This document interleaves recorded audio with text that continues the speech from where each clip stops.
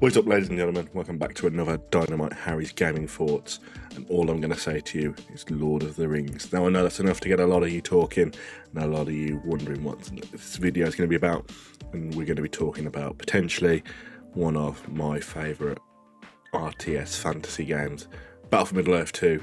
And here's why it deserves a modern reboot.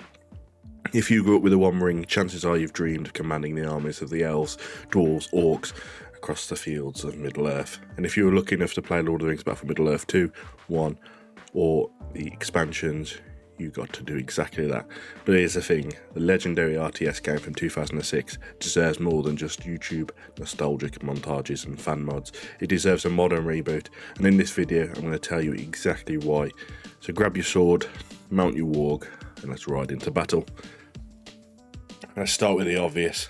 The Lord of the Rings is one of the most beloved franchises in entertainment history. Books, bestsellers, movies, Academy Award-winning TV shows. Amazon threw billions of dollars at the Rings of Power to bring Middle-earth back to the screens. It just shows that the true love for this series and franchise is there, and it's wanting to be unleashed into the gaming world. Middle-earth just isn't a setting, it's a world that fans want to live in, and video games are the perfect way to do that. From Shadow of Mordor to Gollum. Okay, maybe not Gollum, we won't talk about that one.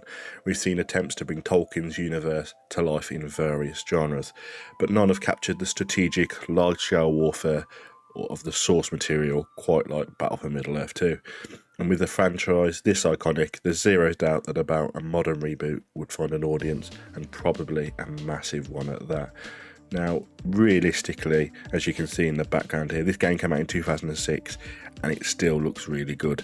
Can you imagine a modern day version of this? You know, a higher population cap, better graphics, new factions, new armies. The game would be probably the best selling game of the year. It would fly off in Steam charts. Whatever happened, it would be fantastic. RTS games are starting to make a comeback, so let's hope that Lord of the Rings is next on the list for an RTS comeback. And talking about RTS comebacks, real-time strategy games, once considered a dying genre, are quietly making a comeback. As you can see with my previous video on Tempest Rising, we've seen that the games like Age of Empires and Company of Heroes and upcoming games like Stormgate, made by ex-Blizzard developers, are seriously gaining a lot of attention, which can only be a good thing for us gamers and us people that love the RTS franchise. People miss the days of base building, resource management and outsmarting your opponent with clever unit tactics, not just fast reflexes. And if there was ever time to bring back a fantasy RTS game, especially one built on a globally recognised IP like Lord of the Rings, it is now. Can you imagine building your armies of, you know, orcs and Urukai, you know, the elves, and going into battle and seeing it, you know, different unit covers, stuff like that, all working in tandem in the Lord of the Rings world. And let's not just forget how massive Middle-earth is. It's not just a case of there's going to be one or two maps. It would be huge. You've also got both a good campaign and an evil campaign you could do. Everything is just crying out for this game to be remade and brought back to life in modern day times. And I think, personally, I would love it to happen. You know, can you imagine having a Battle of Isengard on in modern day? It would be fantastic. The Battle of Helm's Deep, stuff like that, it would be fantastic. This is what we want, this is what gamers want, and this is what I want. I hope you guys want it too. So Battle for Middle-earth 2, you know, as you can see in the background, was a hell of a lot of fun to play. It was way ahead of its time as well. Let's break it down by the faction diversity. Battle for Middle-earth gave us 6 fully fleshed out factions: men, elves, dwarves, Mordor, Isengard and goblins, each with their own unique abilities, buildings, playstyles and units as well. Just fantastic. The more variety than most modern RTS games give us today. Company of Heroes 3 released, and at release it had, I believe, 4 factions: the Verkmark, the Afrika Korps, the US and the British forces. That come out 2 years ago. This came out in 2006 and already had 6 fully fleshed factions, each with individual units that have specialties, and on top of that we've got hero units. It brilliantly integrated iconic heroes like Aragorn, Gandalf and Legolas, not as gimmicks but as real game changers on the battlefield. The blend of strategy and RPG style leveling was a mechanic that predated similar ideas in MOBAs and hero-focused RTS spin-offs. It was fantastic, and it also had like a tech tree where you could, get battle points and level up and get different abilities. I remember playing as the bad guys and being able to bring in a Balrog. I mean, how cool is that? Imagine seeing what a Balrog would look like in today's graphics. It would be absolutely fantastic.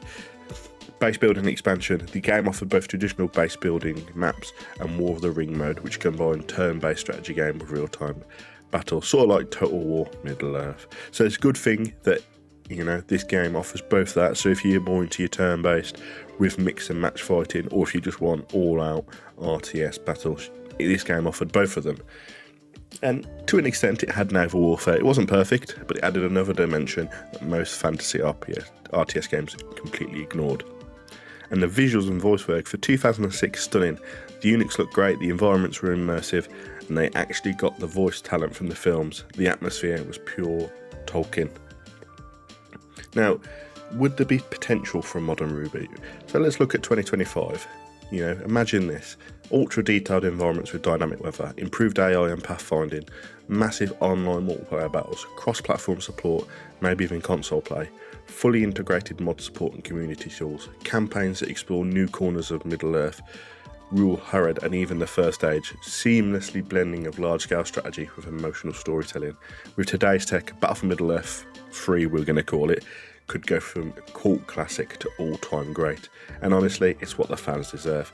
A game that lets us relive Helm's Deep, defend Minas Tirith, or Siege of Dol Guldur. With modern graphics and tight tactical gameplay. As I mentioned, the cover systems that they can see in other RTS games work to a treat, and this would be fantastic. Now, there's a big issue with us wanting a Lord of the Rings game, and it's licensing, unfortunately. The original game was made by EA, but the Tolkien rights have changed hand a few times. Today, Embracer Group own a huge chunk of the Lord of the Rings game rights, and there's talk of new titles in the work. So while a direct Battle for Middle-earth 2 reboot would require some legal gymnastics, it's not impossible, especially with the right developer and fan demand behind it. And trust me, the fan base is still here. There are active mods like Age of the Ring, all-in-one launcher, unofficial servers keeping multiplayer alive, and the entire Discord community built, keeping the game breathing. That kind of loyalty, that's rare. And if it's a signal to the publishers that a reboot would not be a gamble. Now, if you still want to play this and you still want to get your fix, I'm sure you can go out there and look. Obviously, you can't buy, the CD keys anymore, and it's very difficult to get hold of it. One recently sold on eBay for about £60. So, yeah, nobody really wants to be spending £60 on a game that old. So, but if you look hard enough, I'm sure out on the internet you'll be able to find a way of playing it. So, Battle for Middle-earth was more than just a movie tie-in. It was a love letter to Tolkien, a gem of the RTS genre, a game that still holds up nearly 2 decades later. With the resurgence of strategy games, the endless love for Lord of the Rings, and incredible potential of modern hardware, this is the perfect time for a reboot. EA, Embracer, Amazon, whoever is listening, I know you're not listening to a small channel like this, give us back Middle-earth, give us back the war, give us Battle for Middle-earth 3, or at least let Battle for Middle-earth 2 rise again. I'm ready, I know I'm not alone. And thank you very much. And I'll catch you all in the next episode. Remember, we're aiming for 20 likes on this video, 2k subscribers for my birthday in July. Leave a comment and let me know what your thoughts are, and I'll catch you all in the next episode, guys. Thank you very much. Bye-bye.